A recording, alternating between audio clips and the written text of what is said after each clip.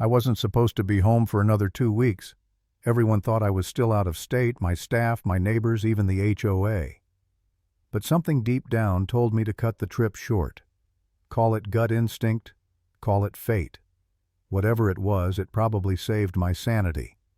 Because when I pulled up that long stone driveway, headlights sweeping across the front of my mansion, I saw something that made my stomach twist.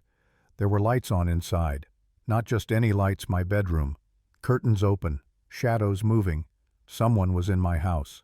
At first I thought maybe it was my housekeeper or maintenance crew, but then I saw it, a white luxury SUV parked in front of my garage with a vanity plate that screamed entitlement, and I knew exactly whose it was. Linda Harris, HOA president, queen of control, the kind of woman who thought every mailbox, every paint color, every blade of grass belonged to her. Only this time, she'd decided my entire house did too. I killed the headlights parked by the side gate and grabbed my phone. Years of experience had taught me record first, react later. I crept along the walkway, the night air cold against my neck. Through the window I saw her, Linda, in a silk robe sipping wine like she was hosting a dinner party. A man, her husband I guessed, was lounging on my leather sofa, flipping channels with my remote. 2 teenagers were chasing each other through the hall, laughing. My hall, my home. My blood went cold. I unlocked the side door with my own key, apparently the one she didn't think to change, and pushed it open. The sound echoed through the entryway. One of the kids froze mid-laugh, eyes wide. I stepped inside, calm but furious. "Who the hell are you?" I asked. Linda spun around, almost spilling her wine. Her face drained, then she plastered on that plastic smile. "Oh, you're back early. We were just keeping the place safe for you." "Safe," I said, voice low. "You broke into my house." She straightened her robe and took a few slow steps toward me. "You weren't supposed to be home yet. The HOA authorized me to use this property for temporary occupancy. You left it unoccupied, violation of community safety rules." "A violation?" My jaw clenched. "Linda, this is my house, my deed, my name's on every wall, and you just committed a felony." She didn't even flinch. "Call the cops," she said to her husband. "He's trespassing." For a moment I actually laughed. She was so far gone she believed her own lies. Imagine coming home, finding someone living in your house, drinking your wine, and they're the one calling the police on you. I didn't move.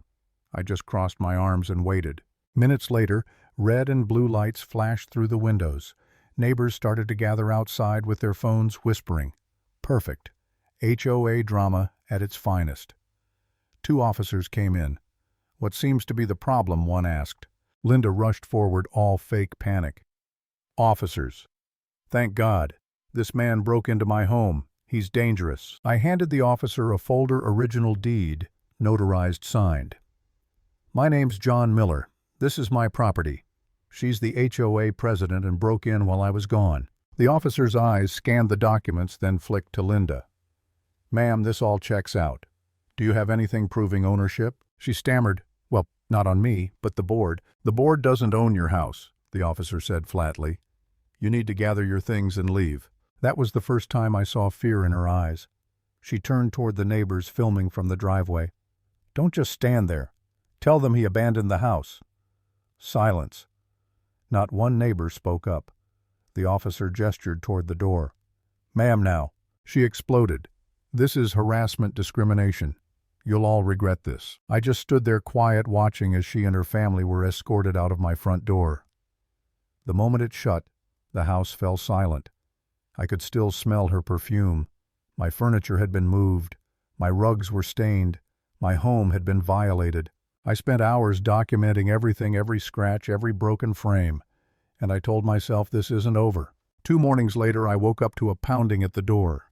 Sharp, rapid knocks, the kind that say we're not here to be polite. I opened it to find Linda again. This time she was dressed like she was heading to court. Tight blazer pearls and that same smug expression. Behind her stood 2 men wearing black vests labeled HOA Security. "John," she said sweetly, "I hope you enjoyed your little show the other night. But you fooled the police, not me. The HOA board has reviewed your case and we're seizing this property for abandonment." I couldn't help it, I laughed. "You're unbelievable." She handed me a paper. "Compliance order. Failure to vacate will result in fines, liens, and forced removal. The paper looked like it had been printed on a dollar store printer. "You think a logo makes this legal?" I asked, holding it up. "Lady, I've dealt with warlords who had more authority than you." Her face flushed. "You'll regret this.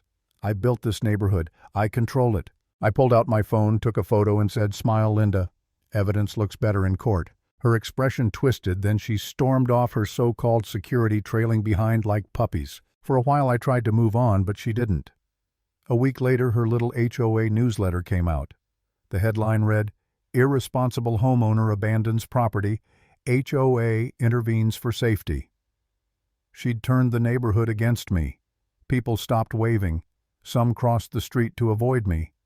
I was the villain now, and honestly it worked. For a while I started doubting myself. Maybe I shouldn't have left for so long. Maybe I was careless. I couldn't sleep. I'd stare at the ceiling and think, is this what she wants to make me give up? One afternoon I called my attorney, Mark Gibson. "Mark," I said, "I don't know if I can keep doing this. She's got half the neighborhood believing I'm dangerous." "John," he said, calm and steady, "listen to me. We've got her. I just got footage from your security cameras and a board member is ready to testify against her. Wallace Grant. He sent me proof she never had HOA approval for any of this." That changed everything. I felt the weight lift just enough to breathe again. I wasn't crazy. I wasn't alone. We filed suit the next day. And that's when things really exploded. Linda doubled down, spamming the community email list, slandering me in meetings, even leaving fake notices on my mailbox. But people were starting to see through her. Those videos of her meltdown the night the cops came, they'd gone viral.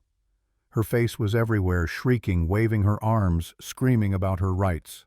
The internet tore her apart. By the time the court hearing came, she was infamous. The courtroom was packed. Neighbors, reporters, board members.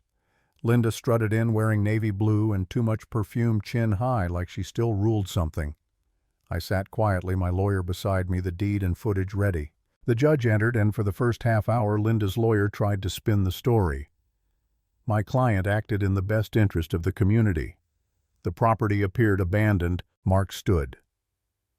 "Your Honor, we have video of Ms. Harris moving her belongings into Mr. Miller's home, drinking wine, using his television, and attempting to call police to remove him." He handed the flash drive to the clerk. The footage played on the big screen. Gasps rippled through the courtroom. Then Mark added, "We also have financial records from the HOA showing she used community funds to pay for moving expenses. None of it was approved by the board." Linda jumped up, shouting, "That's a lie. I was protecting our neighborhood." The judge's voice cut through the room. "Ms. Harris, the only thing you were protecting was your ego. Sit down." Her face turned beet red. The room buzzed with whispers. The judge continued, "Mr. Miller's ownership is clear. You illegally occupied his home, misused HOA authority, and committed fraud. This court finds in favor of Mr. Miller." He paused, then added, "And based on this evidence, the court refers Ms. Harris for criminal investigation." The gavel slammed, and just like that, her empire crumbled. 2 deputies approached. Linda screamed as they placed cuffs on her wrists. "You can't do this to me. I am the HOA." The reporters were scribbling like mad. Phones were out. Neighbors whispered, some even laughed. Her husband stood frozen, her kids crying quietly in the back.